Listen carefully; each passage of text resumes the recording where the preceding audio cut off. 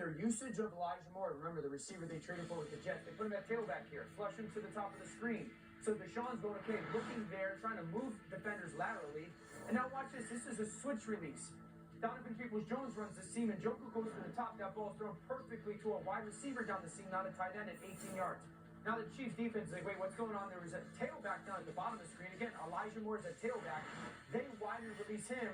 Now two people are covering him. Really no one covering Njoku. Deshaun sees it quickly and throws the perfect pass. And I think that is a little bit different than what he experienced with Kevin Stefanski, their head coach and play caller last year. So I thought his preseason got gradually better, the way it looked. And I think we got to give them about a month, because it is going to be a very, at least in my opinion, different schematic offense when it comes to where people are going to line up. And that's different for Deshaun, certainly in Cleveland.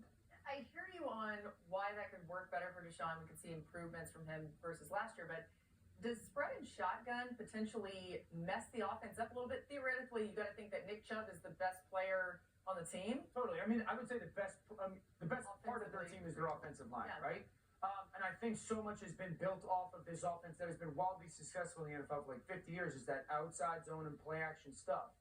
But I think Kevin Stefanski's realizing I got a dynamic player. He sees the field better when I spread it out a little bit. And they have the weapons, Donovan Peoples-Jones and Amari Cooper and David Njoku and Elijah Moore. And I think that's one of the really interesting things is their usage of Elijah Moore. And I think they're going to use him, the way that San Francisco does a Deebo Samuel, the way that the New Orleans Saints do a Alvin Kamara, and the San Francisco 49ers do the McCaffrey. So while the offense that he's run for a long time has been wildly successful, it may be that he thinks and believes that they can be as, or if not more successful in this style for Deshaun. I don't think they get away from it completely. Right. I just think they're going to add to it with a little bit more nuance. Okay, you said be a little bit patient early on. 3 of the Browns' first 4 games are against divisional opponents. So they're the only team in the NFL that plays 3 of their first games against teams in their own division. So you can't be too patient. Where is it? Win those games. I don't know. I got to look at the schedule, but I just know that. So we'll find out and tell you after the break.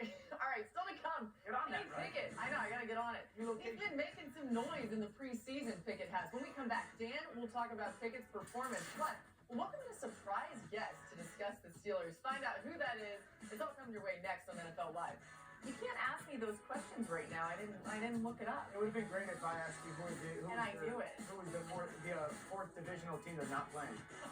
Oh my.